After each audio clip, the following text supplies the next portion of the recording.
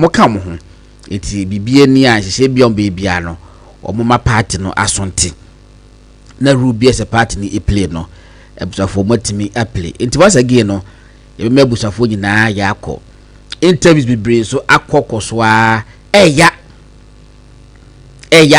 eya say abrante mono pa 40 years na otima rising through the ranks ababedru baby obedrin na at is the prime of his life and ye twa no eko enti ye besre se ye di hu nkomwa ye chocho ho niema e wo social media especially ya ye emotions ni film kakra eya but me mpese be chocho niema na bosumi nsi achi afo hwa asa be kunu panka ma dro akobu bidin ya basabi empenifo mu eye interviews so TV so the radio so the best ram kakra say so far I think say eyara ntino mamma ntimbi embebem local politics wo ho ene me hwe video bi na utimi say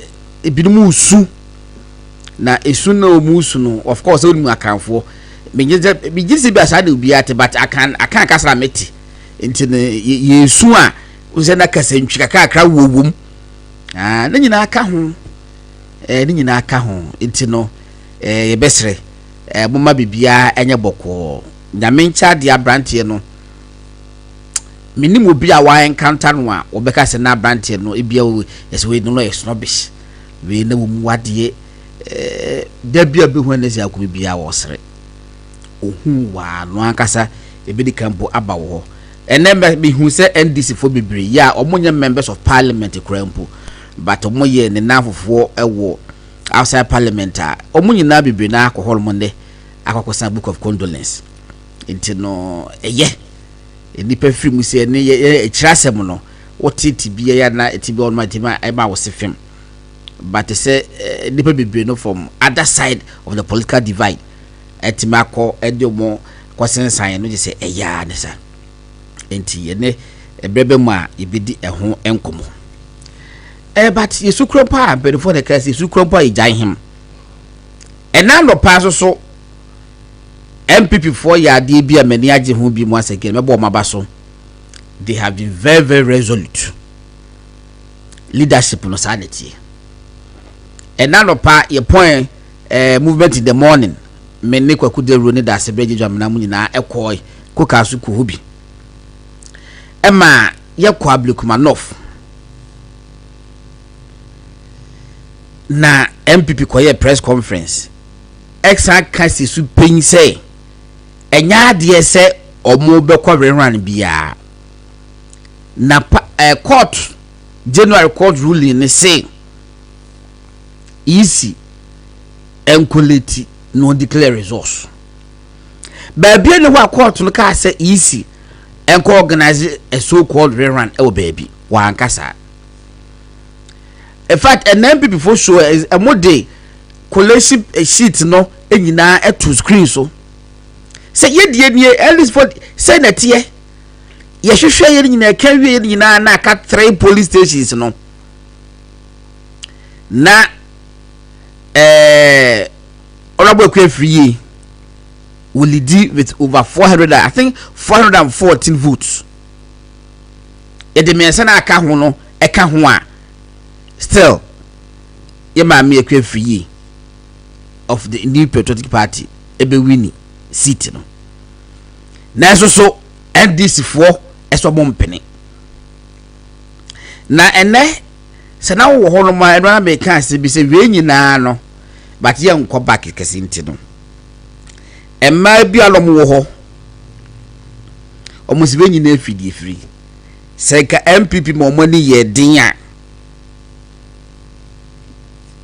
enka December elections de get 2 year no enko be electoral commission ho ban amwa declare results no enso no omo ye nhwe han na ba bedru say well it is never too late to do the good thing enti no ye support party penifo omo decision am take ne die decision na ye nyina ye support sanity na electoral commission die eyem omo ho emenwanwa still na me pese me nya nchechiri me pese me nya adesua bi firi mu se ede be na ma electoral commission e pushi emu ye such an unfortunate U-turn, especially whereby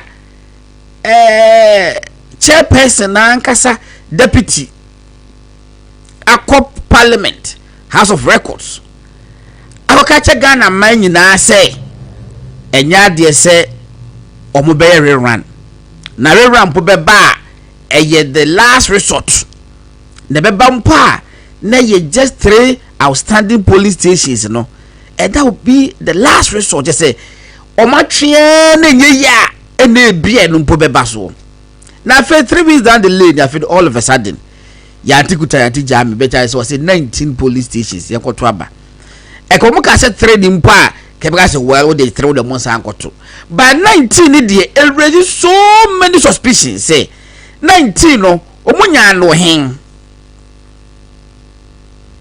19 no more can omunya no hen and I maybe learning say the 3 outstanding ones in the crumple emu ba ko nsa nka 19 no ho so does it mean say 20 ana and I say you got 19 wi a na ba ko no so ya say akoko ho ntokwa ema MPP voice ho omu se wo ntokwa besi ema MPP fo nko nobody wants bloodshed. If said this is for they are willing to spill blood, MPP for please don't give them that opportunity. Don't. Anytime me say me support them, the boy say mamunko twaba court decision no ye fanye adwuma. And you bedi e ho nkomo. IMF for so warning Bank of Ghana and Ghana government say montum bo kakra.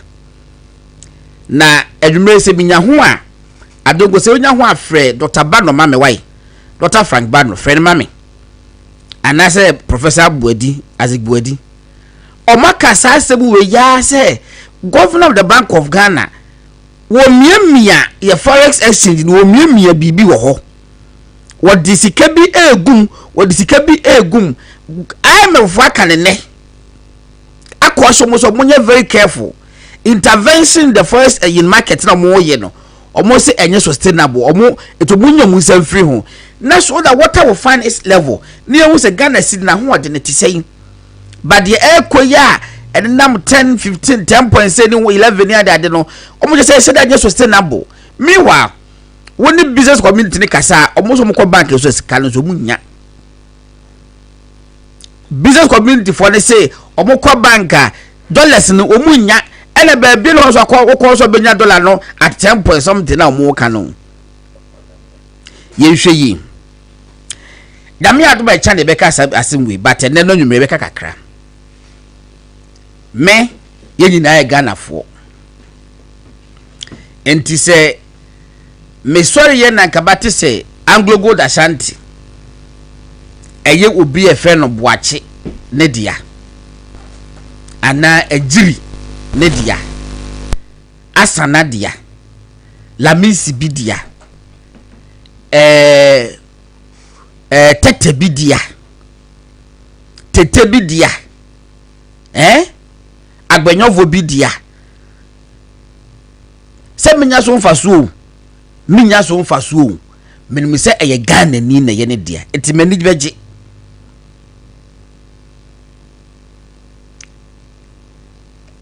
edu aprim ye no po fe ne se krampo ye no se no Anglo Gold ye no so Anglo Gold ese ka Anglo Gold ye no so Ghana ni bi dia o ka mani beji se menya direct benefit and said dia still ka mani beji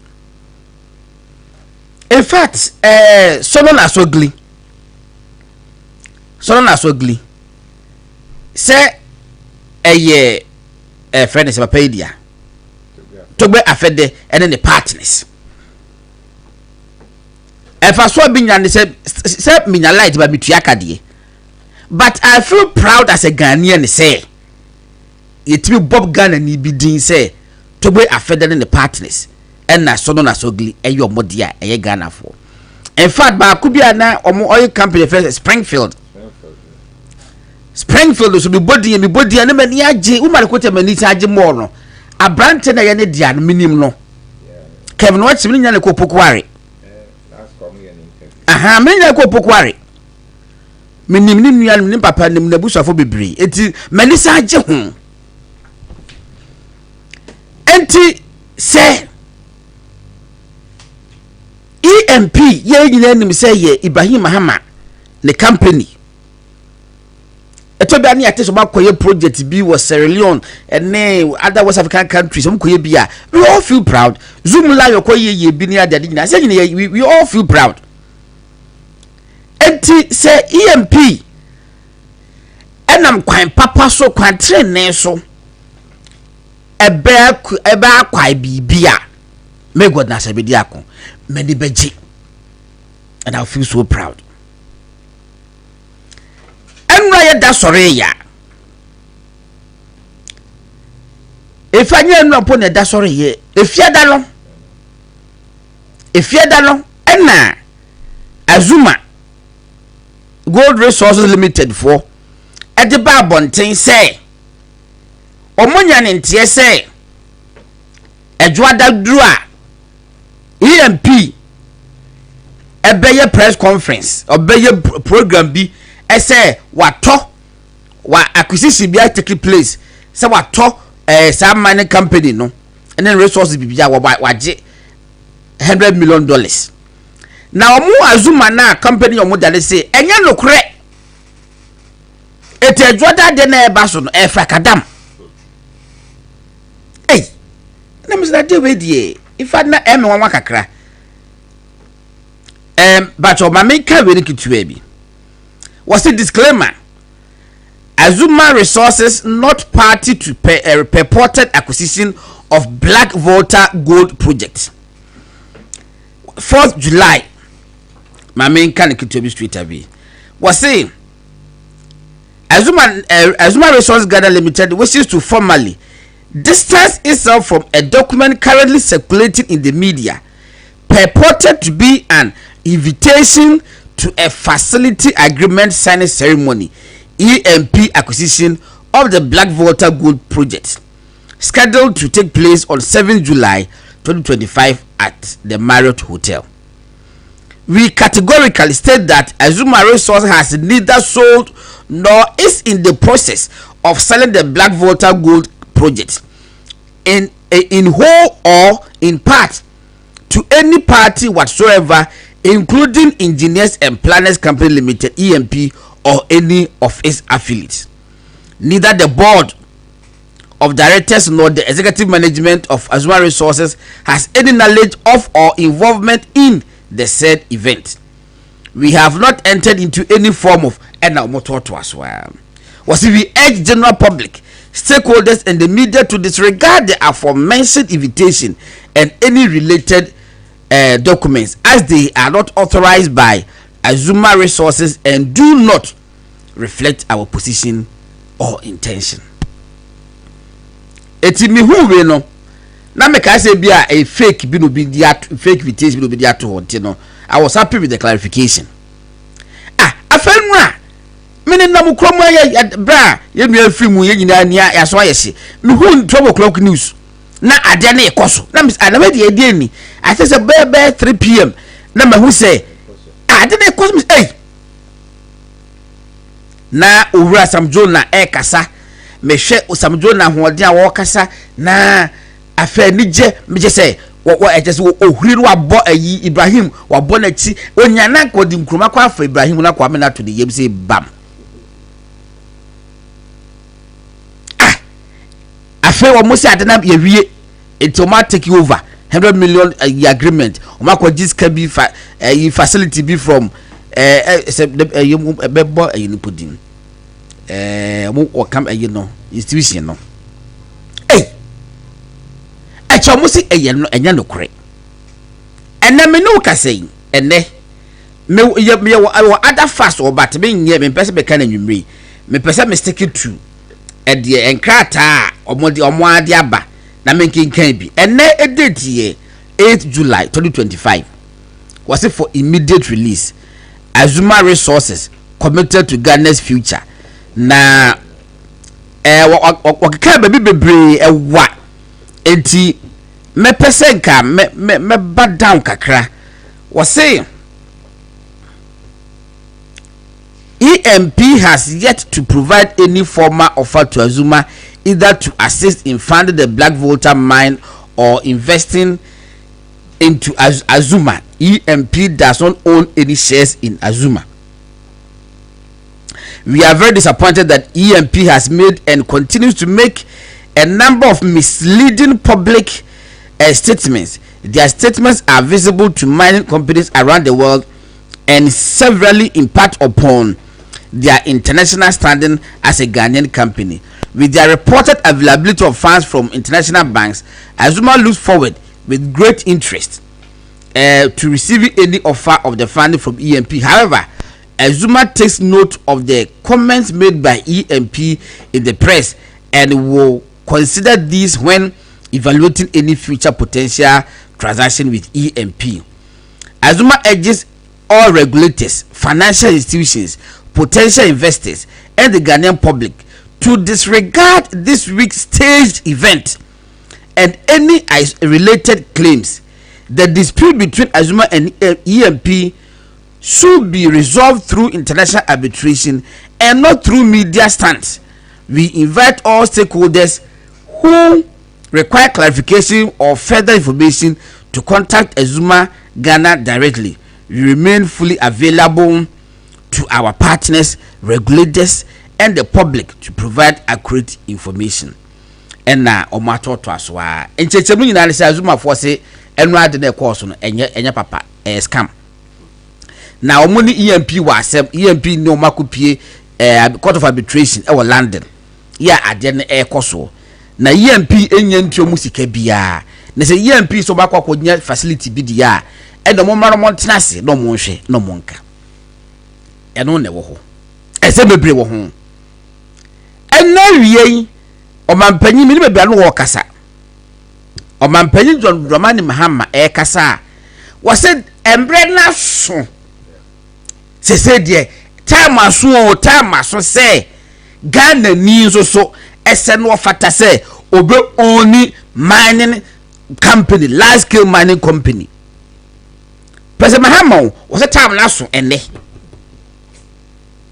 Eti enu atam de na nso eti ene de time no aso e ko na fe na starting ti ye bedi bebre wo de pedifo na ba eti no me se da enka nkwa achi na ade ba ko bi so aba so de say gold board ye a omuka ho asemi omampanyin John Dramani Mahama aka ho asem ne say gold board no o mate tax force na tax force no o mate no omampanyin Dramani Mahama say Sebeya Ghana fo benya sa tax force no mu ejidie enti no aban no ana through national security ama sa mrante na mabawa no akwakoye go through lie detector test process omampanyi Mahama say Ghana fo benya sa tax force gold board tax force yu mujidi enti no eniye ya mo makwa lie detector test no so chairman enye de oba ekira na ekire wo de wa ye atwam lie detector test no enye de ekira oba ye se kira oba di bonu ba wia gold o se wo wia gold na nura ye na eba ba kire busa wa just a one year would dimina said there response le bantem and so be twa be dwen ho said there home wo pause ni na be kolo ye de be che say ade we si suspect would differ and say would dibim and I would try to most often than not go precise debatable debatable enti enye de obi be nyambo a kire o emra kire ba omu koi one na who gold da and you how the person will react upon seeing gold. And I said, "Omo do say put $1,000 da. $1,000. I'm talking about $1,000. Every time, every 15,000 wa who be da. Wa who 20,000 da. But wa who $1,000 da. Yeah, bomu da. It will quote this money $20,000. Do you know how that person will react? We don't know. And then like the data test a bit test this a bit to prove it because we will time stand and as won't be stand. It's a lie. In any case, Chairman, say lie detector test. Etim magana for confidence. E will instill be move a Crossroads dia. And the latest subject John Dramani Mahama as the president to lie detector test so that we can have confidence in him. Let us subject the IGP to lie detector test so that we can have confidence in him as well as all security personnel, including the governor of the Bank of Ghana, including Miami Sami Jelfi. But Pachomoma Sami Jelfi is quite lie detector test. No, won't go through process. No, it doesn't prove anything. But Enam John Mahama as usual. Opes will two to good Ghana. Oh, or my lie detector test. It's no that you will go to cry about you. Obwa, it's a lie. Or Casana creating press to be said, or pay lie detector test dear. And ye, while your bonnet at China, where bonnet August 2027 go by at the betch. I never bet you wine. I never bet you wine. Anyway, and I mean, you know, I said, Frederick, do not friend Freddie King. I was saying, when I chairman Casa new love or no, or ye in-house, as I said, minimum women and tea. And I mean, maybe a question because my teacher said more and coffee and sink of coffee, you know, aha, Jalo Bako.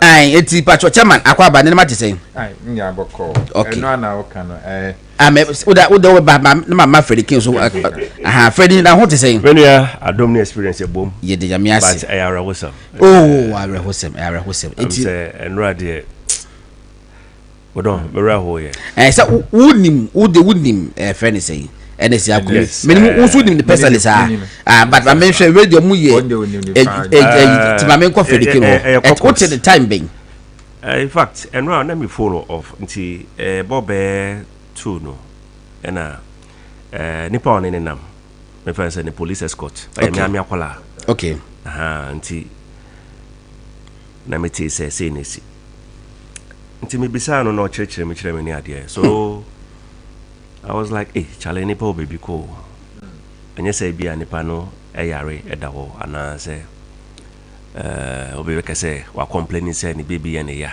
ana say Seni okai no omutu kwan am say weekend ngina na otakrade yes no me am constituency ya fia constituency okobo programs bebre enti am say Sunday adwumbre no around 5-6 no be do Accra then am say den na anadwo no nobody ne call Leicester Hospital yeah but am say no anapana ye nyina ya ntia sampa me have known NS for some time or you be akwetia de ka the first election against prime minister ko against Yaya Mami Amase yeah na ejirem de den pa yakada ko tell you na ko ball game ko ball ma pia nyina wo I see yes so ni na ka politics ka nyina ka ho say oye enuanti I mean senior ya bre na nyame adom sisi aye 2024 elections we be DMP enyina nim say MP de wodi ana wodi nanso wa wo hwa yenuen frustrations amanfo I mean city baako Momokra 100 and something seats. Yende ke 20 kura so mabeji aka ho.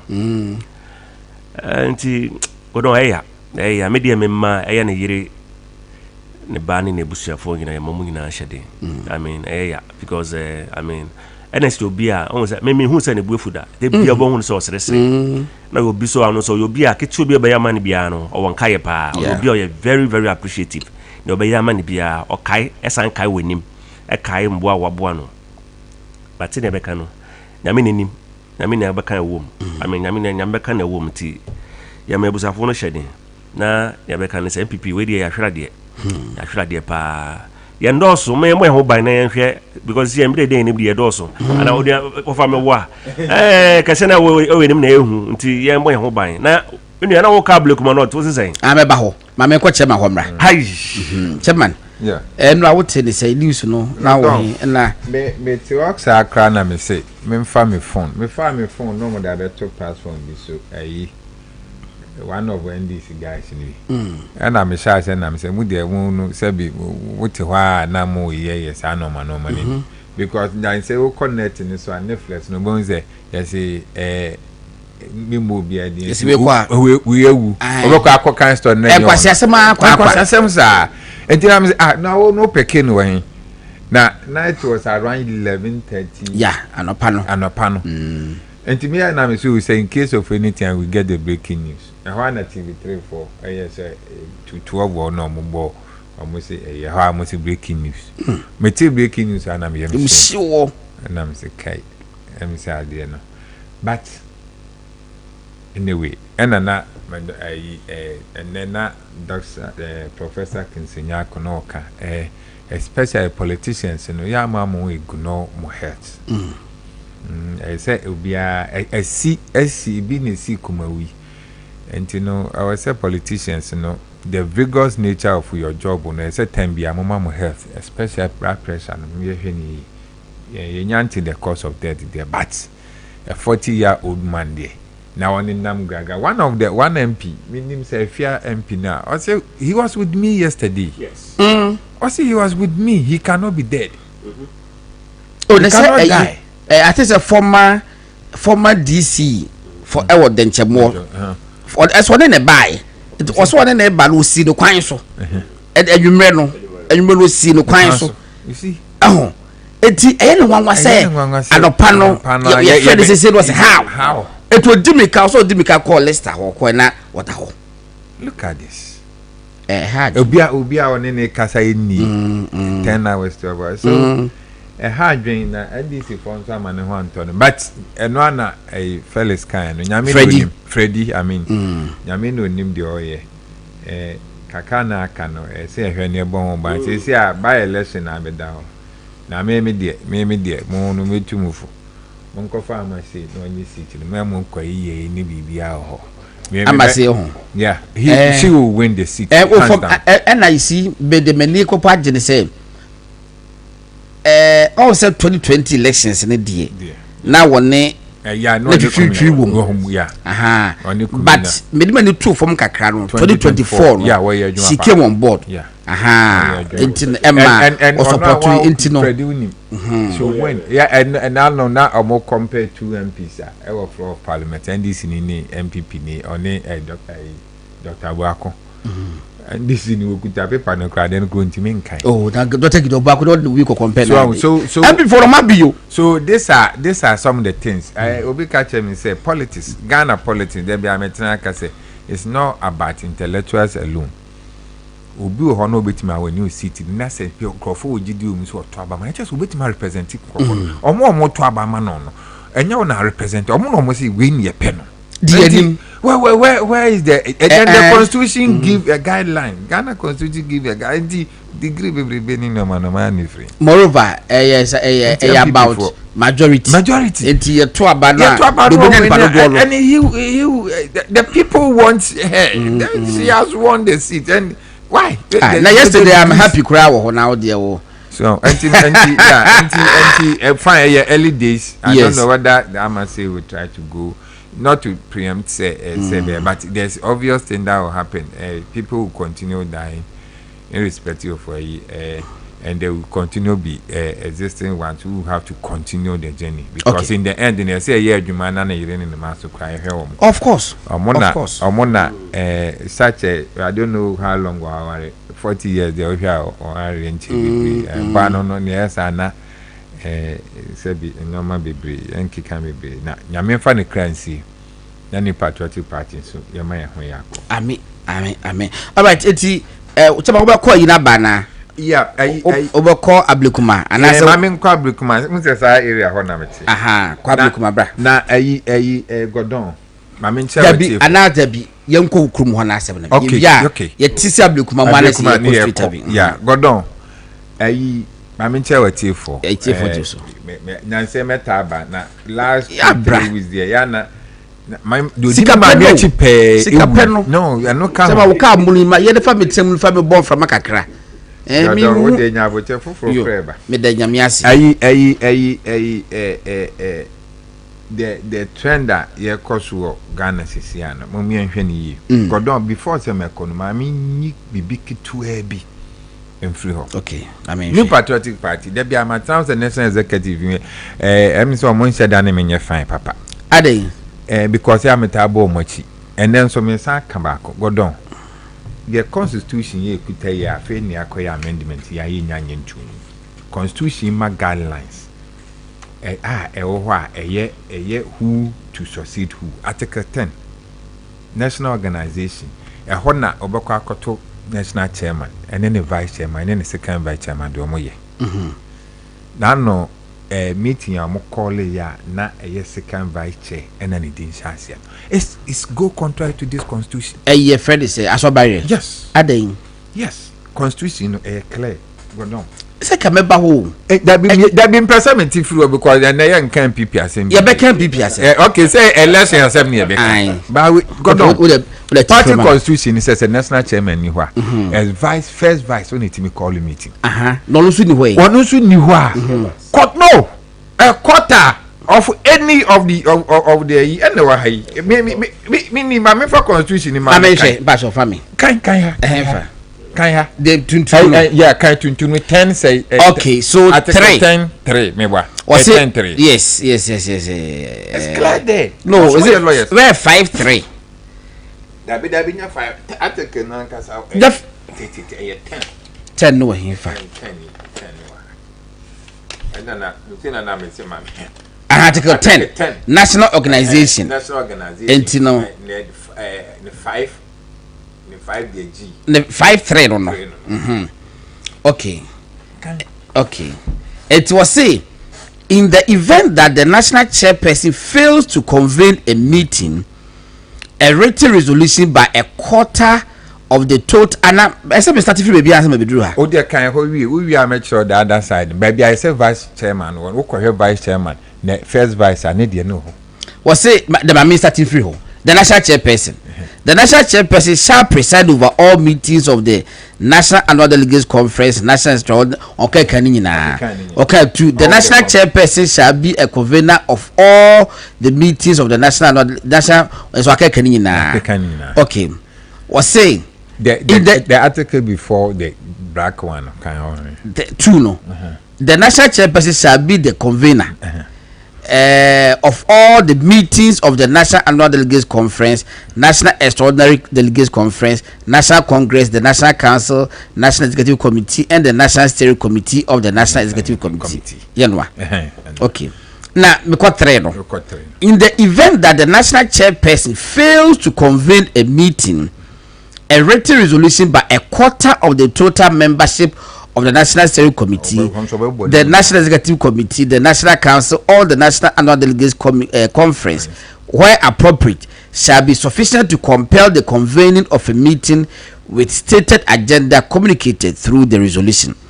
The national chairperson shall not be a candidate for the office of the president and or twice. And the first vice, the national vice chairpersons.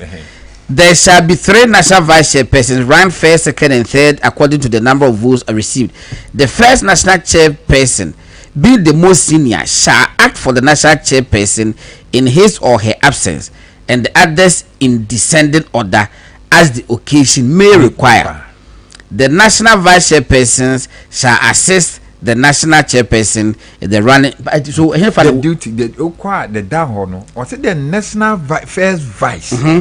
Is the national chairman and the national first vice in a calling meeting. So we knew a quarter. That is where that article is appropriate. Okay, we'll say the last but one of the first. The national vice chairperson shall assist the national chairperson in the running of the party and shall be assigned such duties as may be prescribed by the National Council and what was the co-general secretary. Let me okay. And what it is, but I disagree with you. You can't. But me show. Me who that be able to be. But me ready we now. The duty of the first vice now. First vice chairman. The chairman. The second. How you that? T has seen. 5-3 no was say in the event that the chairperson fails, yes, let's just say you're born now one person obey yes, if the person fails, let's just say one free meeting that was one free say we have cast one friend meeting also one friend ya any munya that be was in the event that the national chairperson fails to convene the meeting, a written resolution. No,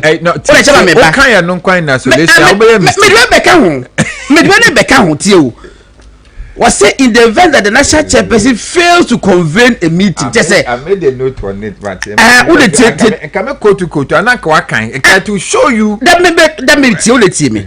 Was say if the national chairperson fails to convene the meeting, and just say was say national chairman is one ya mo bono for meetings dia any a written resolution by a quarter of the total. If I make national vice chairpersons was say the national vice chairpersons shall assist the national chairperson in the running of the party and shall be assigned any 262 was say the first national vice chairperson being the most senior shall act for the national chairperson in his or her absence and the others in descending order as the occasion may require. Having you was it and others in descending order as the occasion may require. And I said no, I said descending order. Say first vice in the one not descending that one. What there, what there.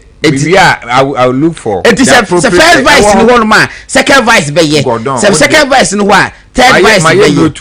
Okay, my men start to me chrome. I'll give you. I never know but the man can you dear amount to mra. Oh, they may see me. But young officer. Hey, Godon. Now, last week, and this week, last week, and now me call me mammy, do me mammy direct in a year. Now, me call you no, say ye ni SDA for until Sundays in a year, until Saturday, and I'm sorry, there more. Me pay me jina if me so do akomada be feel and ya sorry down in the wrong. It is always that we feel craft and say no matter first so share asori down because me na na I dey SDA by basin in now so from what I'm hearing quite that assassin na ho na asori down any mission how to see in na name na nadia. Into no we no so a far plot no this scene die.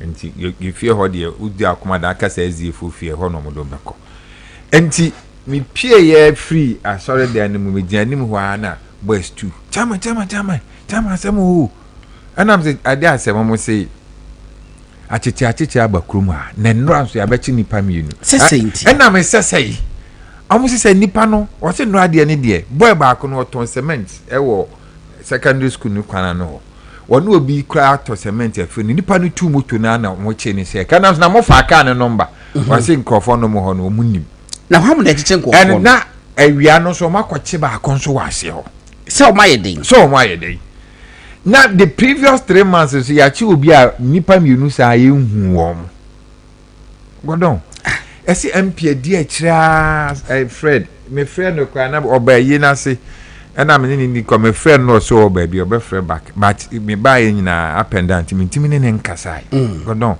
enti ha adwene me nim what is going papa bia ye see me mami ono so ye see no about a month ago aja kwabna say bi ni sem wo kakra wagidin okrom wo oso ono kra wanyini nti won hyeda nkwafu omu nim de ye oso okwafu maba for 3 days ye hunu ye kwa na owu danafo na pickers than in chain. And what is happening in offense enough? There was national security for more mason community. Me say MP BB efa home, but national security more mason call. Because nipa me near chum for the past 3 months. You who woman and nanu ya 2 weeks ago. Ya sabe chim you know. How many chichi woman? That's the question. Obia who obia.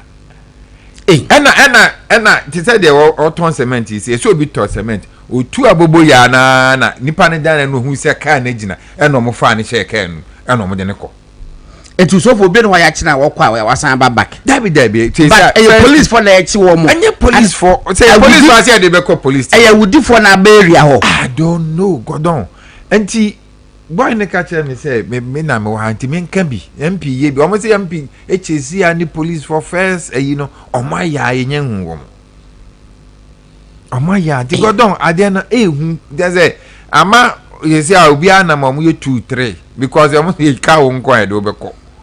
That's a me and he quiet so if I have a dollar. Mrs. Tabina and guess a hono you can her Dr. Prekufio. Ahoy outskirts kakra. Ahoy outskirts. To call your musician. Na me dear girl so be say na mama. My you kakra. Ti me kwa na me yam sisi me name wife ndi me ka je say me ni hɔ ama ɔno nkwa nkɔ. Anya sanso a otuka no na so ɔkɔ hɔ a oduru hɔ a ɔhwɛ gosi sɛ getiba na bibia so Asad wasi form. Enti go no ha adwen. Enti offense enough. Ya bese national security mo mani nko na de ese ka no. Ye ka. Go no Abrekuma Yanko. Na godo. Ka obeso kame kakra. Bako no Abrekuma North. Yes. Godo. E won say untumi ye radio kase ankofoti. Enti chairman we dey Wadaroma. Now we can the decision of the national executives. Yen share the party constitution. Yen share is it procedure no? It ranges from constituency to region to national.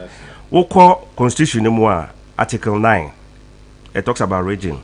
We share 15 and 16 now.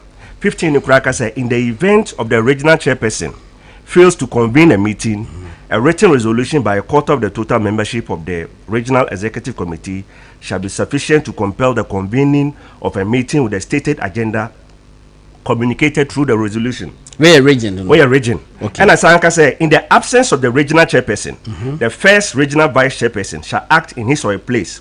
And in the absence of the first regional vice chairperson, the second regional vice chairperson shall act. And the Uba National now, let's go to Article 10.7. We share 10.7 one chairman. Yanko 10.7. 10.7 one. And then the chair say 10.7 is saying. Article 10.7 number is here. I 10.7 general secretary.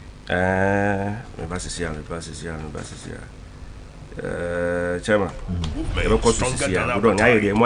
No problem. It's for higher won't be radio 5.9. Freddie King was said the more and Chairman Casa New Love. So I was said the more. Good. Yes. Or say public education. Or say any vacancy which may occur for whatever reason in the membership of the National Executive Committee shall be filled in the following manner. In the case of the national chairperson by the first national vice chairperson and the other national vice chairpersons in descending order as the occasion will require. Actually say chairman in the war, first vice chairperson takes over. Say first vice chairperson in the war, second vice chairperson takes over. Yes. Second vice chairperson in the war, third vice chairperson takes over. In the absence of the third vice chairperson, then the general secretary comes in line. And the chairman, where the message, public education. Freddie, constitution some in the back feed the beer. Me read deeper my note to the my chairman. I want to be a walk on. I won't say that I'm go door cano. Where the chairman in his fails and refuses to on frame meeting. On to quiet frame meeting. And then I'd say a trinitary say bra the bay meeting and your own body from the chairman and a meeting. Exactly. But we know eventuality say be a way that's it. I Freddie a beer me no to name but I no to the chairman we are free. Oh you free until there maybe I don't to direct say say oh yeah security you na ya na ye cross go dey me wi amehwehwe okay ye public amra godon menua Abekuma North asem ne dey minimu kakra because be free of friends enough be drew Accra me ne honorable Kofi Antwe na nam na ne ho te se me hu na che ne ho ye pa ana akwa free free. It said that's the third day of the elections and ana omode coalition in regional. So me jina mu be have videos and am go kra nkofo ujina ho ye dey bebo NPP alusu and their friends even abroad nyina madam for America man be ya no the fall kakaka bisia of frame say sir free ho now you lost the lesson so don't let anybody harm you enti yakotena ase. In fact the first day I'm calling throughout the day yetena ho akosi anajo say suspend the collation pitok to boama otuku no doctor MPA boss now in Tamakru Eduji ene Sam George even what you mean was there and this to be frank NDC for no was many more yes than MPP there ye na ne ho no ye omo no mudi akuafu ye echi ena me ne ono abokofi antwe enti ye collation na edru baabi no ena ye nyina ye sande ade ne kɔhye dem no mse ade chan meto aso 10 am.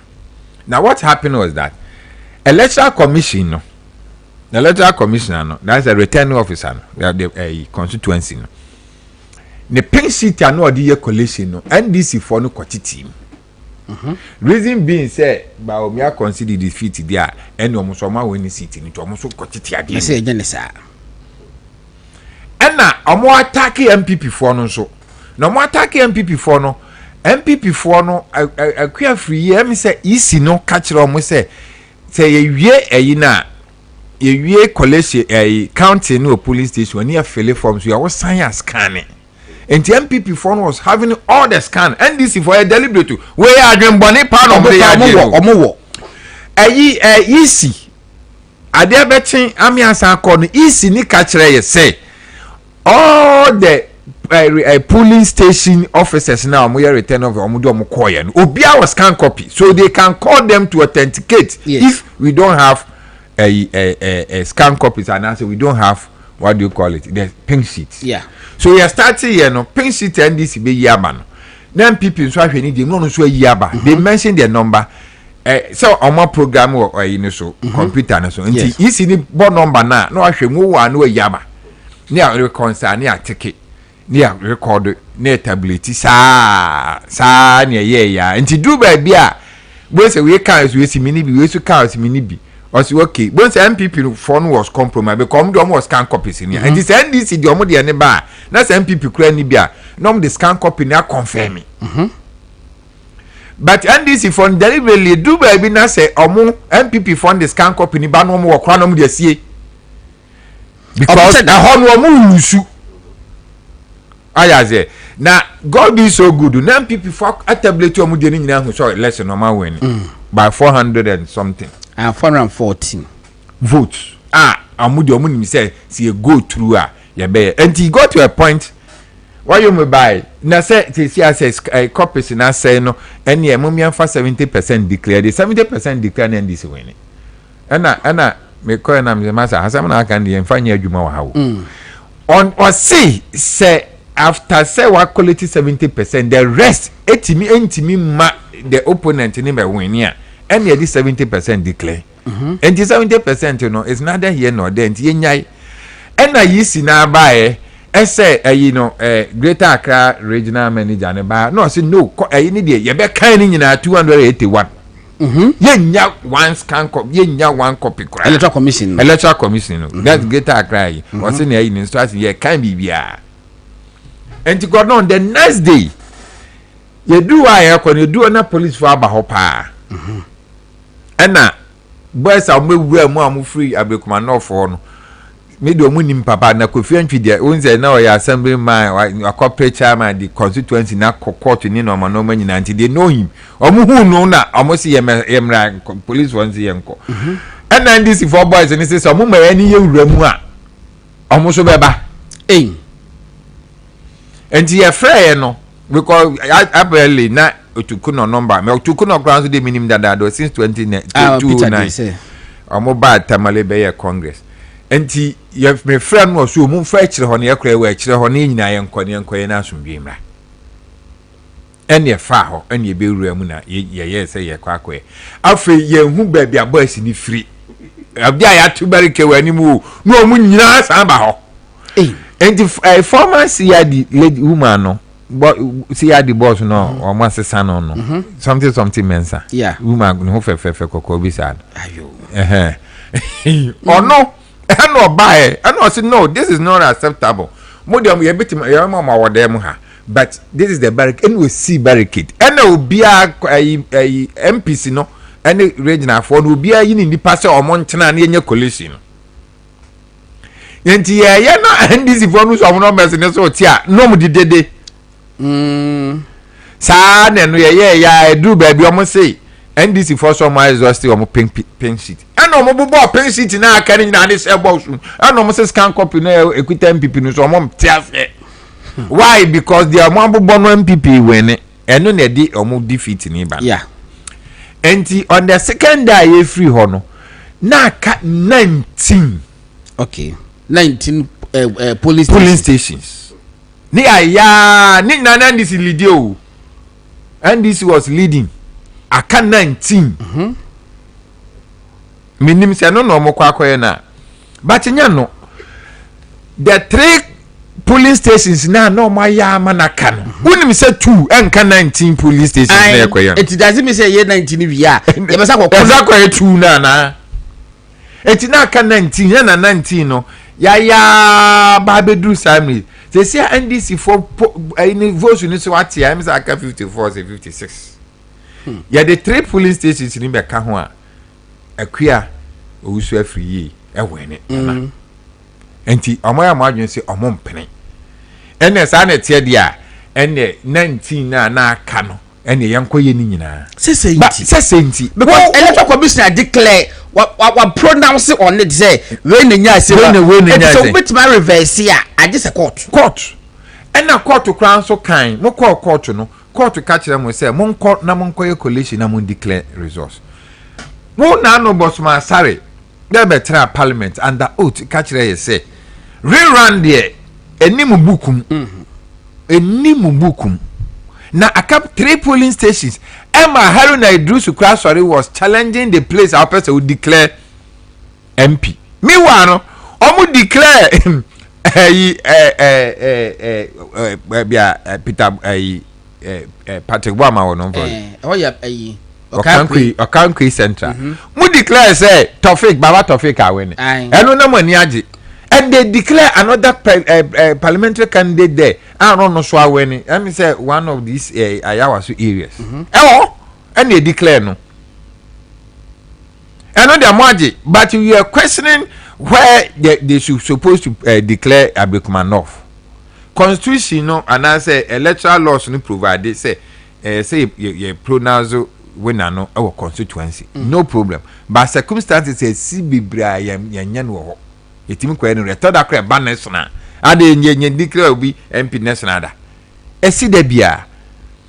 Na mo ye we nyina wi afa okoduru ho a wo say wo ye dey yankoye 19 polling stations yeah and for once MPP matumi me chairman Justin Kodua and then Crawford already o ma lead ama akua akwa file high court the same high court now ma kwan say yanko na yanko declare yankoye collation in there because everything point to the point say easy catch there we me say nya say tene kai obi na catch there me gina ho and we catch there say the officers returning officers no scanning so you the scan copy ni ba what you do ni say obefre police station officer no the scan copy about the compare anyway pa you be jatum this was the ground rules I set here on that very day and so started collation. So what has changed? What has changed? And a regional manager, he was there, the polling station, all these people are mentioned, they were all there. A friend said, Sam George cried there. Sam George was leading, say, or Prince Tennis would I am family. Hey, Marcos school dying. You see, anti Sam George was doing very good job, but let me say, it drew baby who said no. I'm so we are no more fight to lecture and say the idea no kwa MPP be winning. And now if you know I started backward. Don't you know mon can cre. Anti adia chen na electoral commissioner and the car 19 na omuka say say na tie dia ne we kwa bie ballot boxes no. So this is the second time our machine no. And omukoshe no. And people saw them. Go no. Nya za kwa ka say ekrofo hu omo na enkofo omo mekwa akọchira.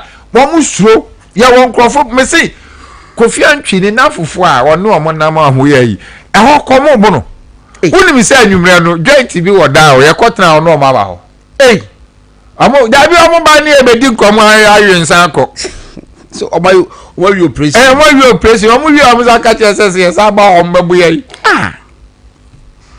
and you know so who support leadership. Yes, what the leadership have done is that we call team Godon.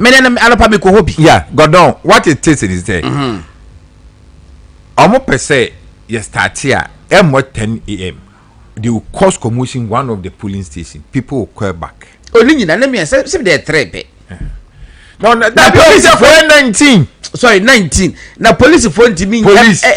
More. Godon, what's the wine? Maybe the mention say police for me more electoral commission for whom buying. What them? More kind of. No, it's all do we the people say it's a police for to be more easy for one buying. What them? I'm at 3 police stations. How much more 19 police stations outside?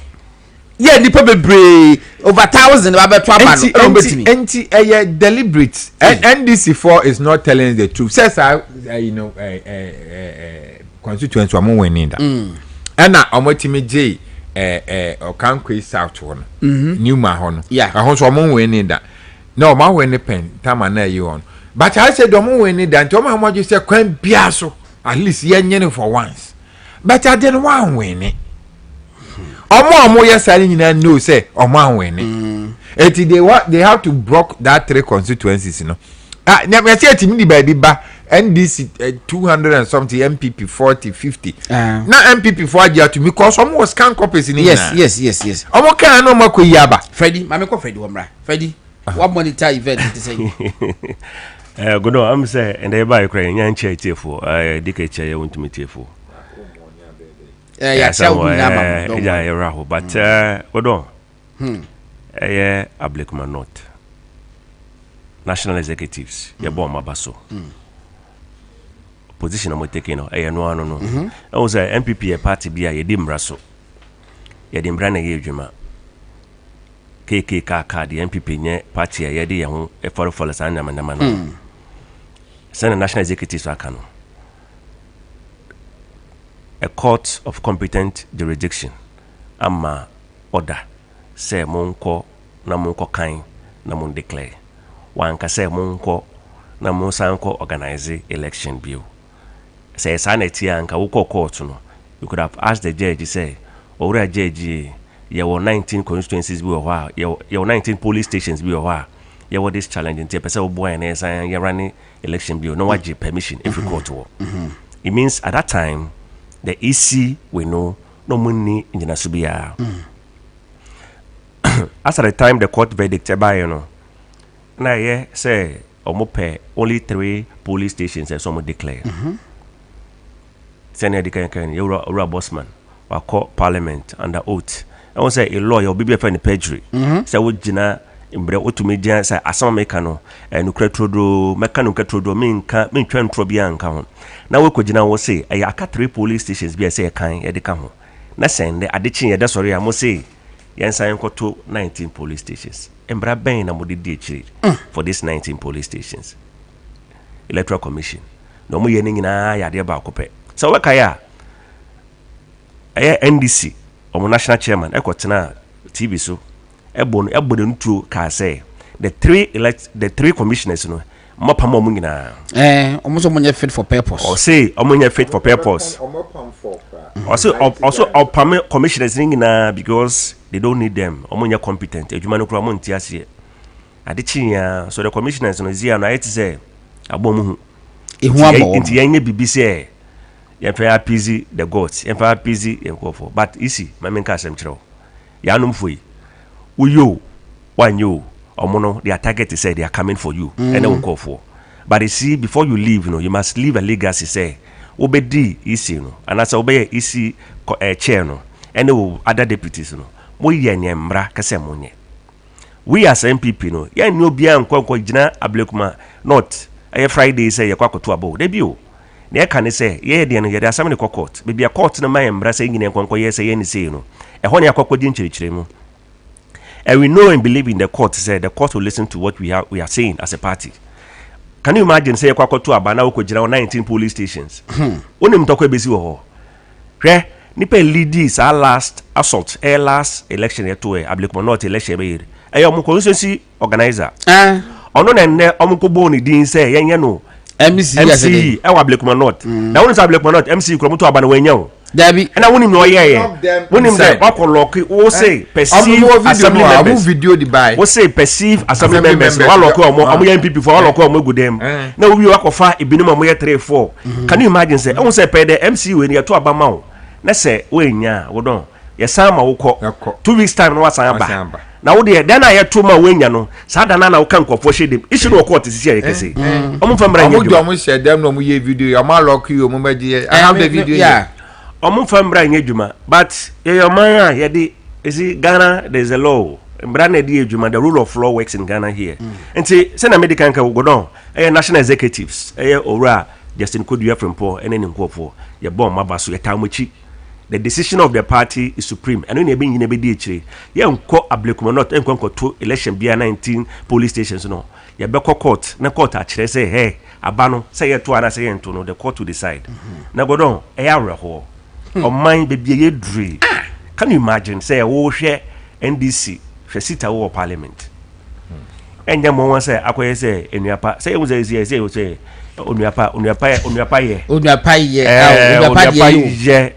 say Japan deal say Onuapa ye deal na aba ni say Onuapa e bako osisi anti bodon e ya roho say be edru asoman no na inde in this 21st century ya to aba 276 constituencies only one constituency go for one political party known NDC activists known NDC members etumi call she ballot papers etumi call edija kotum etumi call brutalize ebunko for police for general mutumi hu in fact our motion in school was in session then what gives the us headmaster and everybody was there where do we get our motivation as a party to say no my ye kra no as see omukura power no kra they will do worse and the police is not ready to come to our aid, to come to our rescue. We want to protect people's lives. We don't need this 19 police station vote to declare this election. The election is a done deal. Munim say, Sebio Yamami, Equia free and win election. But we person mudi a chinchim sana muji abani free nipanese. But you don't do that. In a democratic dispensation, sanity and nipa neko solai. Say December 7th. Nipa ko solai, eko saline, eko twabano. They've gone and they voted. They've exercised their franchise, Brony Freno. But here we are now in there. Obi Blakuma North, only MP. Ya call parliament no be abekana samano because and there woko Blakuma North. Obi a monte billboard. I'm grateful. Oh, Obi I'm grateful. It is a conviction I basa. But yesterday, EC must do the right thing. Me medical me see EC ma me no ene nkofo no. So Omumpio NDC for no, they are hell bent to take them out. And if they odi a brobotoma, they will take you out. But the only thing before you go out, make sure you leave a legacy, leave a name. Say during my tenure of office, I was able to conduct 2 successful elections, 2020 and 2024. I left behind 276 constituencies without any controversy. Now, if you want to please anybody, you want to please these people, well, you can't please them all. And then we shall quote every TV so say you know the person agenda okura. Why not be so deputy director of operations, deputy general what they say deputy general secretary of MPP Haruna Mohammed NDC General Mustafa Bandi say omo beko Mustafa Bandi or say they will go so no put when you say omo kan no more yi tete na or this 19 police station we am yi also one way you know NDC activist go down no Eastern region yes it was Akufo-Addo and a promotion by deputy commissioner were you known NDC activist Sabotiti yes also no mon kan asem Bossman any EC chairperson and Dr. Apia, they are the people they want to remove. They don't mention Samuel Tete. Oh, I see. Okay. Now, hold on. Send a medical cano there. General Secretary no go for National Secretary Tamuchi. We are not going anywhere. We are going to the court. Court to sue him. Say court to be TSM. Now court to sue my proper answer because court in the case yen koko kind ni declare. They were only asking for police protection to complete with the other 3 police stations. That was the only thing left. the court never told us to go and conduct elections in 19 police stations. Only patre ne kura kan kura yesi bi kura nka 19 no. We ye de koya na say buy. Ye koya na say buy. A country Ghana in the Ghana because bibia koye politics tan. This is something I actually say obia ye say you want to contest as an MP di padako. So be we winning. There's no way but be chichim ni saka so kwaja de ne fidi se no. Yan court. Godon, little one. My fact for 2 weeks, be a NDCBT, na Ghana for BTR. Me my kind time and again say you need think tank be our Ghana. Now you're from Stoma tanks. Oh, Godon. That's not fair. Na menya day. Baby omudu omofu. Enti dia koso Ghana no muhu.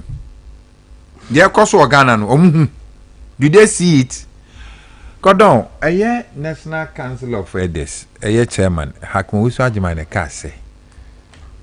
Irrespective of bia obefano, it's a omeye leader bia. Na say John Mama ne hu nwi ni ne hu nsem e chen otwe hu nwi. And so the president. Even president, first gentleman of the land, not to talk about other institutions. Obi obefani bia so kohwehwe na se a obenya political party bi di abono. Oh, yeah, they said it true. Entino Adentina utimi tago bia se we NDC ni o MPP ni ete said de na yenso yeye Sharato said de a mo kan ene maame we die ne ebabura jese ne nse o ye bi se nye bia uwie won we ni wa declare election ma. So what is your problem? Enti godon obi a ye beyi ni wo Ghana bia o ka so hwehwe mu a ni wo fa ase bi ni nua bi ni papa bi aye adwuma ma one political party or dada nanka enipa na e Ghana no omo ntoaba enipa na e Ghana no ya ntoaba be den we the president ayo enti se nanu bi metoaba ma political party bi na se me beye na menye me adwuma so president bi ani na o se ene kwatra institution ya se na ye adwuma ma me and no chere say yi me free ho my integrity comes first, my qualification comes second, and other things. Hwe charge boss you or two hweta onza no find voices pa okasa kama enya do ma wa na appointing no after elections o ka ho woni domlevo ya appoint o ma ye so ya kufu adu yin o mu dwane kwa America anya kufu adu na from so metena mumia hwe bibi na e tag wo bia wo krom ha be kakra institutions no me wa e Ghana for na say manage those institutions. I went to their wise. Alright, so for aha e wuntumi radio 95.9 Ghana nti e na wasuguna wutie no ye social media platforms no nyina so Facebook e na YouTube no nyina ye holo ma ye di enkomo me Freddy Ken e was say no mo e na Chamakasa New Love so e was say no mo offense for no mo ye yare de kofo se mo mi hwehwem se pabone fo bi na betete kwantia na mo ye saade na city echi wo high sense for yeda masese tembia no mutimi support the programming yede eba na omo gas cooker omo washing machine smartphones sound system water dispenser microwave blender rice cooker ene ne mabebre television refrigerator chest freezer bebre omo wo enti ye be kan for e de ma obetan from 0302 550 000 0302 550 000. The whole Ghana best high sense for ewo baby bia to make am for the amount tabia takum makacho say a member nyina Supreme Court judge and near adia tabia takum ye memma die enya senketo wo ye ne ma papa ma intino minchichirim we be ma na me say memma dura esa wote ase 0243 686861 0243 686861 0262266541 ubetiwa fremo na wakokoje wodie gastro mixture stomach ulcer ene hawa ana typhoid fever so ediwani apacho koje gastro mixture ana se diarrhea so dia do hia ene gastro menso plus mixture ema ya bosome so ana eka abafie no meka fo edi amamo menso plus mixture oda na jonso enti wuntimi nda kese a 2 hours BS also ekwojonso a busua odimafo na aba we na ebeji akigina mu prostate plus mixture bobobi now to say who prostate enlargement ko mpa to say yes e be control kama pa at the amount it make for prostate plus mixture at the amount ni nyina no adremi say gastro mixture meso plus mixture and prostate plus mixture no obetime nya bi o repass ventures na naboache heba Ekus pharmacy Ashama main station house of drugs any pharmacies across the country omo ewo hono e bo say abrami lidwa why ade ha adwele say woton ade bi na wuye adwele bi apesa obo ho deru na wudi ko ba bi akobo deru na obi a ente na ade che obi say den ne say woton no kura pura ne bo say ahade bra ya hye ne ma bibre pa bi e de ama wo say e bo ba say timi ko short video bi de ma wa bra be ni medi nkomo your professionals who are around that what market for the dinko na be ni na e the amount na yetimi aton ne ma no ama kama ama fa so papa so etimi abaso aha e wuntumi radio 5.9 na yedi enko no afei ye be call aka two topics it we be born fast aka ne yakọ MPP matters na rising jami aduma me if you na watch ne ye call University of Ghana no nti bia constitution amendments bia menim se de enkofo AC campaign for say me period menim over 303 pages na ye de ababo nti menim so bi pa kan 10 pages dia I don't even know any pa no one kan so tiba bia no ababeli di matem na mam ya nti aso ade so de abre obia aha it ni pa so wunya nkinkan bia wo de wuntimi nkinkan ma obi ncheche se na de ba da osa document mu na wo mo encheche wase but EMP eni azuma mo asem no minim sese mbutima ka bia na dollar no so a IMF akache back of Ghana for say mususu miemia de mususu ntusika ngum na enyo sustainable ye no so bia minute bia de no afa ye bia na ekọ MPP matters no chairman okay pardon dollar ne de my kind time and again say artificial because say me hana mekano last 2 Friday by ni 3 weeks my sister ko hayambazi heya ekwaje visa okoya wanfa omo check dollar man 15 cedis entinya de bia you see godon madam fubi wasia o se senska oko say omo transfer $1 million in ko China man e di ho 1 month na ankoi eso kofa ba ebe obegina tituli no a transfer adana enti no hwan na wo deceive no it was obvious that dollar be ba form godon two factors say who currency have a big backing dollar will come down and there was a third factor external if Akufo-Addo leaves what do you call it foreign reserves of $8.9 billion live with you with more than 30 tons of gold out from 8 tons. What do you expect? That was the windfall. And ti ubenya se dollar na so betie. Say we are talking about we are about close to 33 tons. And basara mo de account almost less than 2 na account and then foreign reserve is hopping around 11 billion or so. No problem because gold board for the last 6 months have sold more than 5 billion worth of gold. And this is our foreign reserve ubenya say o currency ni be stable. But at steep na econo is artificial. Godon. Adibi na meka se je no kru e yampa. So mo se Ghana call human ne ye koto aba afa LGBT hono Ghana si ni position ni se posi na hwan na te hono really hwan na ye foreign o ma hunu social media sa na me ka se bia ne ma na me be ka ho ase be se ba hu se join news so dia to no o se Ghana abstains from UN Human Rights Council vote on LGBT rights ma men ka story ni wo de mon koso da men story ni so anti godon me say good will and I say car comedian kokon enya adwamama na beji na kasa obeti afi obeti arrest road minister beton so obeti 4 billion omo ba omo ntu arrest bia omo ma contract bia omo ntu obi aka and what do you expect o consolidate ade na unya stability only that you not get expansion simple economics masa ya wusika ho na uni ya de se obuto oh bebre ba udidi a ebe kwa ma obi nso aka ajo sesi ye kan eni ani de na ne bo abafo fuwa de ese ugbehu ewo ho edi ani de na ne bo abafo ye local normal ye tono ha kra na ye mfa dollar ntono afi kra na ekosoro godon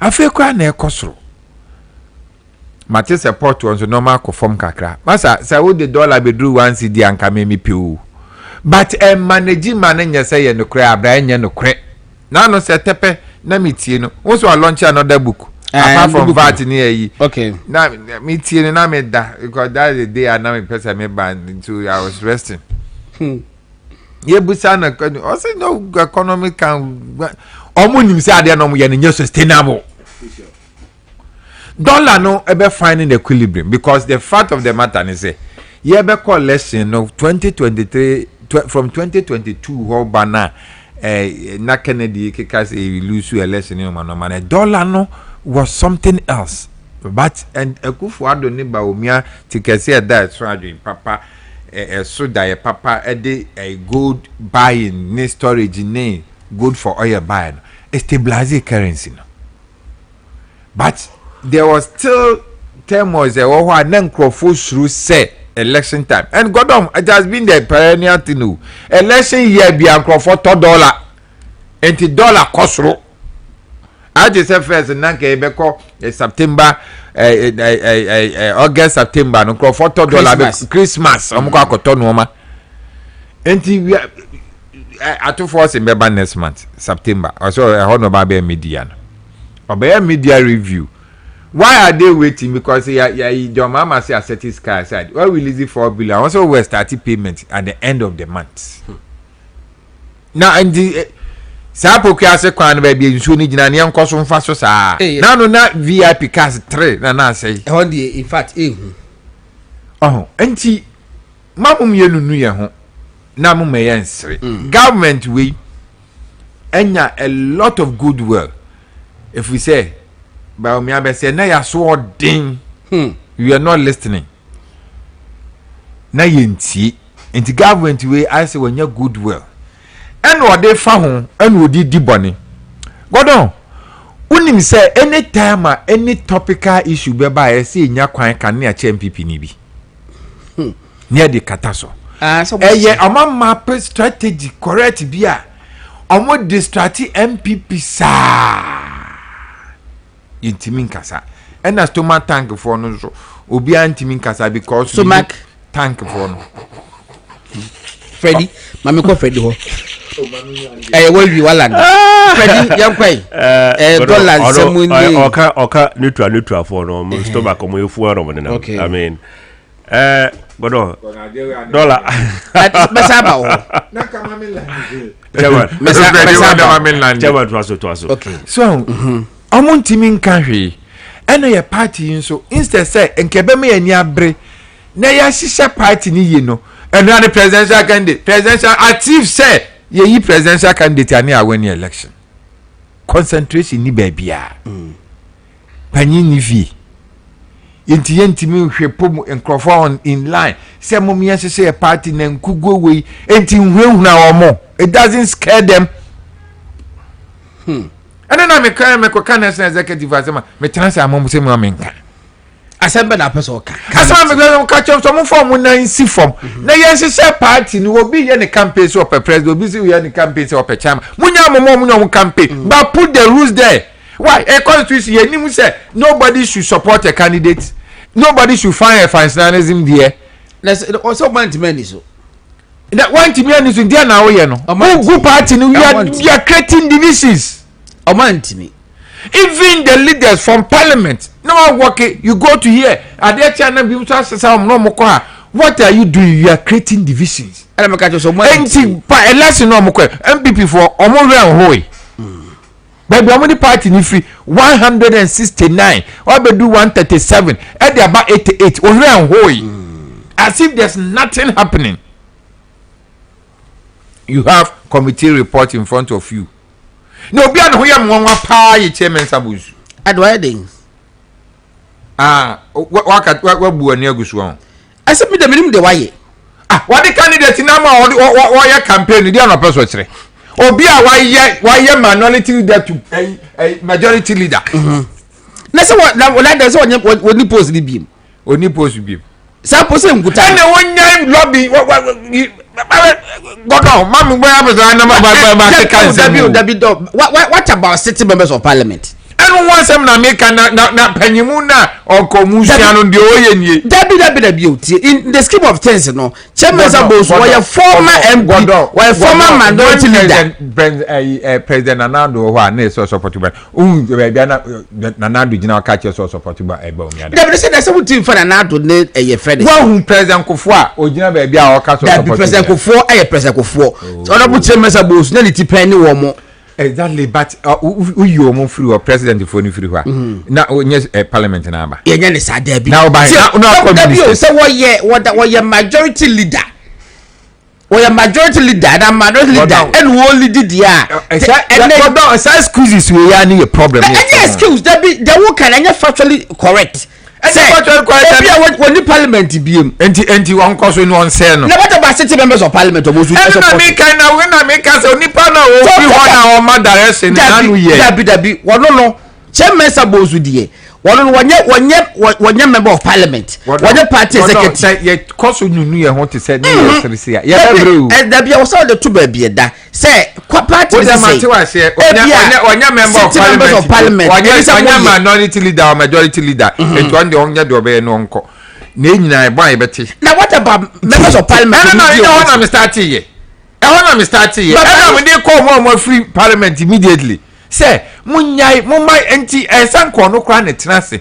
Na ordinary ideas are when the experience I gathered from 1996 to 2024. Catching National Executive say, your party we say near year no party constitution say main creative and science party constitution. I think they create division. Minimum high base is going forward to the party now. Now there's science in you. And dynamic canon. And so why is the Pentipani if you at the quite because of Muntim say. Ebra ye ko our interest. That bill. Ebra ye ko our interest. Neighbor mecho ye ko sunyane 1998. No constitution mu. Yes. And so mo ye nim one one na omo an no support to President Kofo. And no more support that. Ye nim. Ye na pani mu ni fie. Se pani mu wo fie. E ti ade mo hono ma. Look at the reality. And no money free. They should leave it. No omo free say they should allow everybody because omo am force so dia. And the munyin free no be ahon. But no onim the danger of it. Say we are na when do go. That is why the constitution was providing a guideline. Because sa ebi mutimi transi near the obi asuo near horne sa na ye ko Freddy. We for New Patriotic Party. Yeah, okay. And the last thing they say. The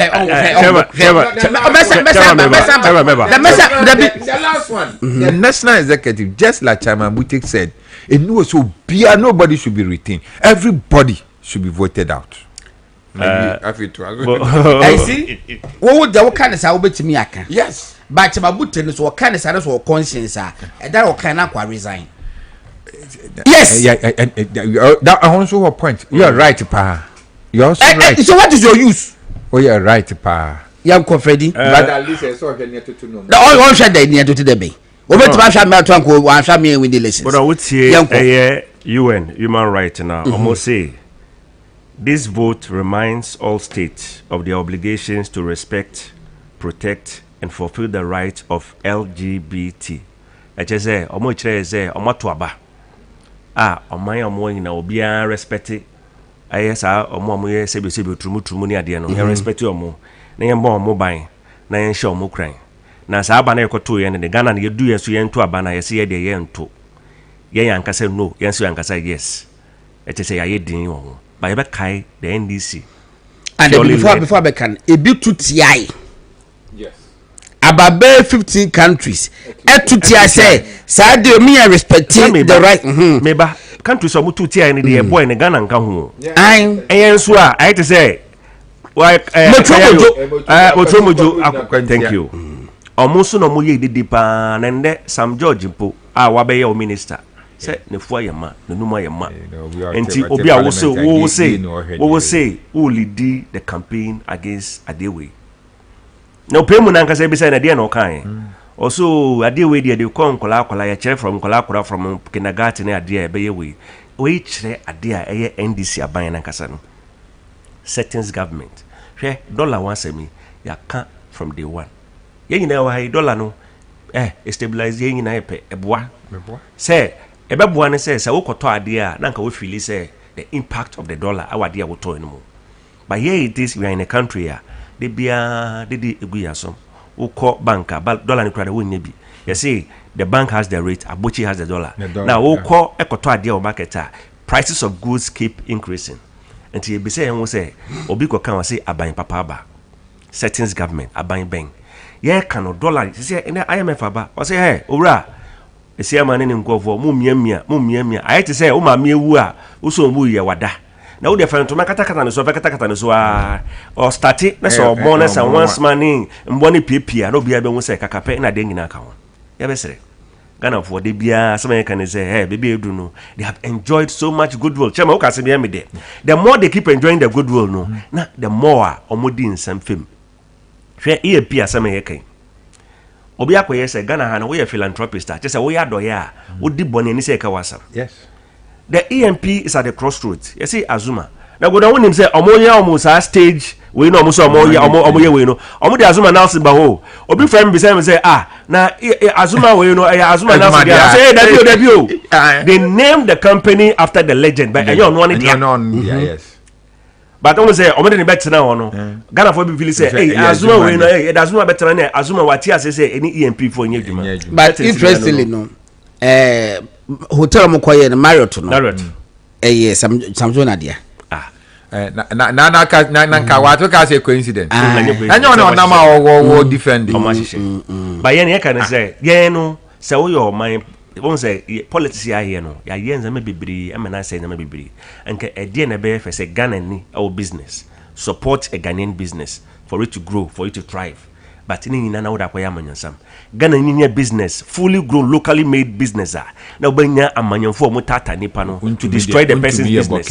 Oh share chema unto me dia ya Burkina Faso no free anase dey. But in there no acquire Ibrahim Mahama onua. Ya say onua pa na ye. Say acquire family efe won chendi ebusua japade monje na monfa.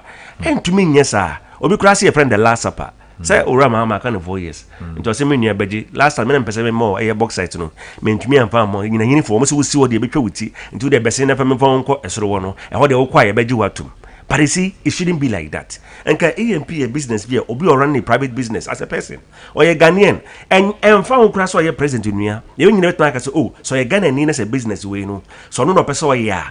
But in the answer a quite passo never yes our business because you see I know there is a crossroad where you can wait as to why ne can ukraine there obi agina finfin me nkase ntia say EMPG anyi anase we ye anyi ni nyina ne say campaign obetimi age anyi ama Ghana o man Ghana enya ho faso yen nyina be benefit eni ehia enye se obi ba baji katasomo mo so no baji campaign no na waji na nko a wefu na akofa neutrals e di omachi na otwetwe scammer eye media houses we so mo attack mo di DMP puatam because ye ka sama ende no Ghana kwa say wo ka bibia na aton wa mo bi say we mo attack no chema o ka asem issue bi ba ende na say issue be national issue a ade chi ya na ya chi obi a be top fish a chese ni na no e be kwahye sa issue no there be ni sa ni bu o man enye sa na ebu o man enye sa na ebu o man na go don chairman ka say me chairman wo say national executive o mu nyina nko and your personal view oh me na me kan say chairman buti o kan no say that me no go do kan na no kure nko no ka sa na ho na no resign then he send a signal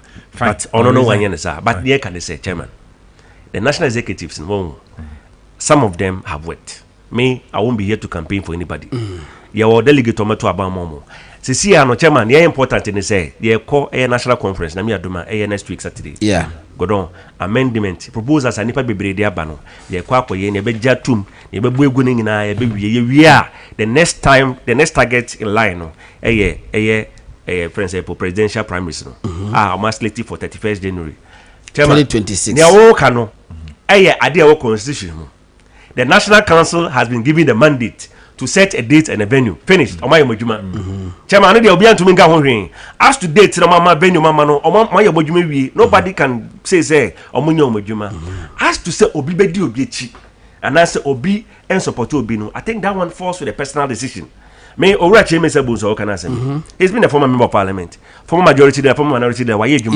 Or no, Philly say this is the person I believe can support or can help the party and help Ghana. Oh, I don't know. On Tinefi and Bakokra, on Tinefi and grey hair. And so to make a kind of Debia also on team. No to be engaged party for. And telling the chairman say, try some attacking a minimum. Okay, chairman. Example or setting say, on the chair will say. At the papa win me wo until so brown board never support at the papa no. That is a clear example. Until you best what was your back party for some. I heard the echo. Your party, you be party some. Until the most important thing is say, chairman. Aye akonya na to. You be pray ba o me. A prepare the wom. Party bia wom akonya to a prepare wom. De bia na can say yemfa abodusam. Enye keke kakate me didi ene ade no.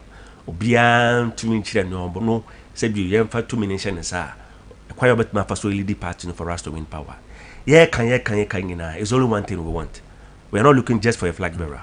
We are looking for the person who can win us the next election. Chairman. Voila. The person who can win us the next election. Chairman, we say politics with the chirache. You know how consistency in politics is key. Into me into change. Nti baby edru no the rank and file of the party no we must unite. You see say kan humbo mu a ya no fo no mo nyina they can do it, but see no say o say ye pre akonya no we will focus on that, but then we have an opposition leader as a party to be able to focus on the NDC. But see idea say what say keke normal chairman nyina say bon pa say entumi ntu nkosoro enye bebre sa by normal obia kan your bet me here obia kan your obia ontuma no be ye nti don't be surprised the next week we call Legon campus. Ne obehu kra chen because I'm for be basing for I'm for the Okada riders, I'm for the banners near the party needs to come up with stringent measures. May I believe and honor party from there must not be any campaign there. I will fine. I will go national conference. Oh, me just on me say you cook massy. Yeah, we be. You cook massy, we be. Ye banners. We be it's me sure say we are at decide on from Rantham. I'm from Rantham. No bianco here that guys no bianco we did the Kakahasi. Obi posters from FRN say Poshiashi. And go black campus Shiashi keke. I say from 37 certainly serve the whole government no. I think I saw go for hoba. Miss Basa Hong Kong. Oh, what say no or chira say near more who picture no the visible no just any pano na of the picture be with him. But you see media and never hold my say what you swa no why realistic. What you say no I should say at this quite say achievable. Say obi aye na you know the ball what do you call it? About Reggie Crowder called ball illegal campus. But I think they can enforce it because you mere nominations. Exactly. I was after the American with the entrance to Accra. No, yeah. A benefit Kaswaba, a benefit Kumasi, a benefit Eastern. Don't this year we issue statements say a movie on your campaign. Or come to do as it will be a you see. Someone the bag will be an example. And you know, the men ya Joe sides. What are you talking about? The me last so we issue statement. Now our statement to me and for swap. Next I will carry the one and because become an meeting waiting. 2023 presidential primary. Almost my guidelines be near the say.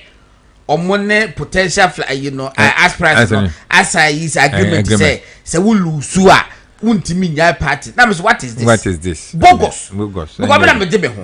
Me se be ja party o beta be chime. Utimi ja be hwe. Ye ayi ala party we nya. Wa contest kura bo utimi ye dey. Eti so mo be ye bibia. Say we ja ko na on new party by the. Utimi ja dey hwe. Eti me momu die. Hwe the moment me meaning Dr. Bamia conceded 8th December 2024. Yeah. Na kwesiada. 11 something. Kwesiada no na me anopamina mo di fi. about 4 p.m. and a minion notification say I dare to Juada area 2 o'clock. A bimuque meeting for reorganization to contest. Ya nobody day was obeying the meeting.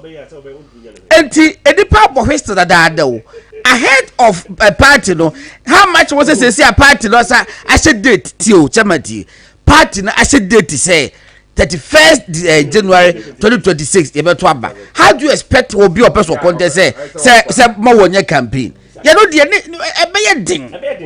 Oh, it's no most of one say.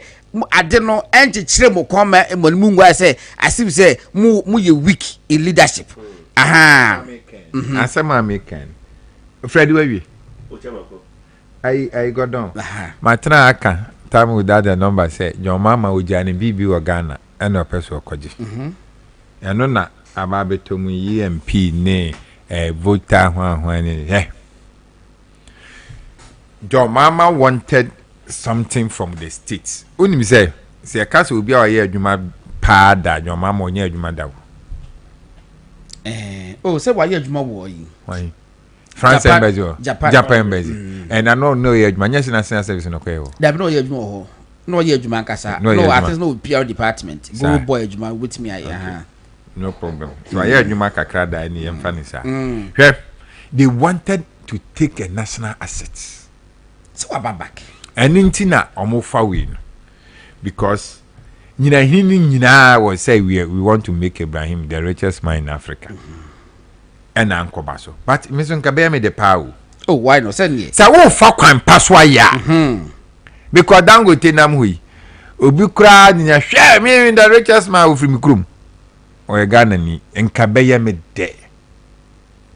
Nanso kwan omo fashion enye until abantemunu good will no until yan tem because enche after September dollar no ebe cool the be boy ye good na say Donald Trump nen Crawford trade for in South Africa for trade a year tariffs or the by South Africa for say still omunyin tum Donald Trump ebe abolish agwa from September agwa no still na so bwanko fu agwa na nya agwa nka Ghana nke yenie nka dollar twa mu 20 cedis ache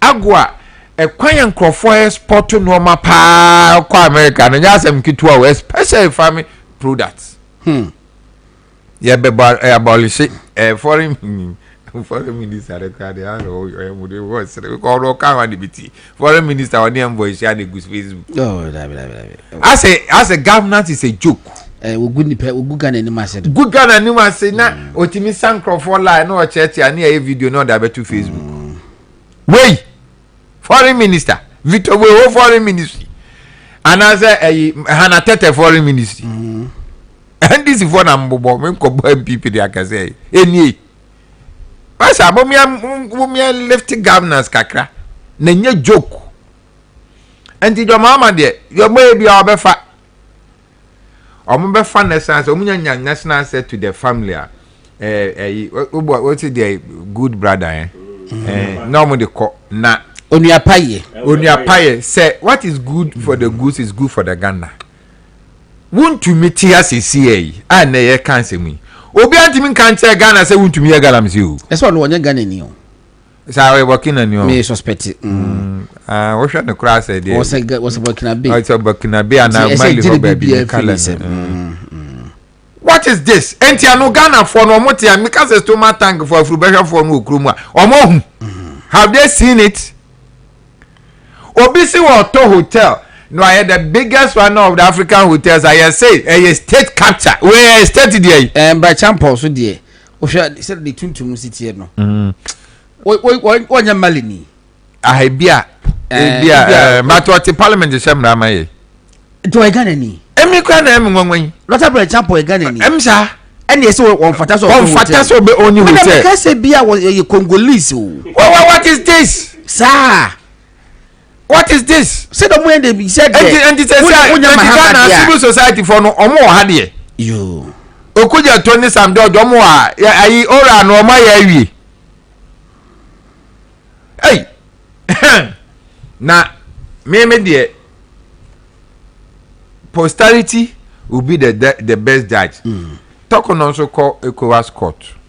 I will call for human rights abuses because your TSA Ghana crano ye near dream see ye ma oba or position security ye do oba ne mano as a security person.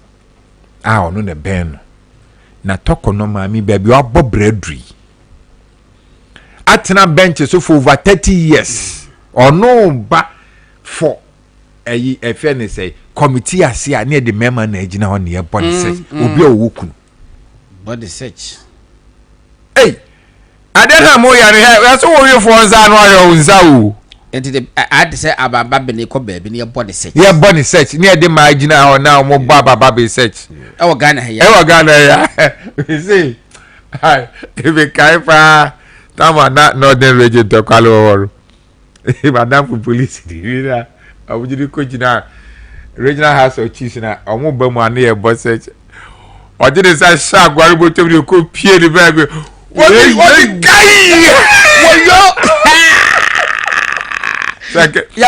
saka oba na koye ya ai ye kai ka UK for so ba bia ma enti che say mo ayi say aboa no ayi say o mfere ade a na wasifi tokono NDC for ya ma promote omo kwa na de ne ko appeal court me wa ai omo na de ne ko what is this enti ma no senka sabi wa wiani ayi say ayi so wa kotwa ni particular sa na be no in fact a court of appeal no President Mills and then nobility the court of appeal and na we free mu enti President Mahama e baaye no na sa listen wo ho enti President Mahama na sure ni in see this and the court of appeal and na Nado so ba wa elevating the court Supreme Court and na Chief Justice, which means for 3 presidents no you saw something good in here na obey say ya enti say adentina ya nipa ati say there ye fa kwasi nyantachi edin be bo fo say 2 ngananke o ka president ye de mo mianwen ye ho ye wie ne akwakofa we ya akwakofa chabe godo unim dia se sankofo ai sablata former FIFA president ya ni nadi unim dia na senator amani tina FIFA hosa what the FIFA president how many years be say what the ba de da no na ba chama unim wi no dabi ye di wi betete wa obenya obitima awe see ene mebo holma kosi na tachi de mu so nye na se be lawyer panimu kosi na tachi lawyer seasoned lawyer na obi abeta wanim wa ewo abrocha ma no ne no wose wosa contract kosi tachi akonya na kasasa no wonu kasasa contract no ayi agreement we ye no obi script man no munya de mo ye no anyway but the fact of the matter eno be twem we dey talk on answer that be komo ekoso a medwe ho ya meka be we so dey and ko FIFA president na gaga na je work up ala ya nye work about push would be radio 95.9 Chamakasa New Love ebeka Chamakasa New Love kai ho de kasa no ye de si opompo mama no na no esi kama dabi dabi se no aro no Chamakasa New Love beka me ho e na feredio dudu afre no Fredikin enso ebeka me ho ene ema yidi enkomo Aklan GH adungu se da adungu ho se da mfa no to se nanim nyina je se wayembre adungu ho se da dabi o se the chest enti ese ehwe ho asem ka se da adungu ho emfa no masa AB ni bilimo misante nyina ya damase of course kweku and general manager and also a producer from afar ye fam God na Asare-Bediako me do my channel pa kokuderu ebeba na movement in the morning no what the abre good night.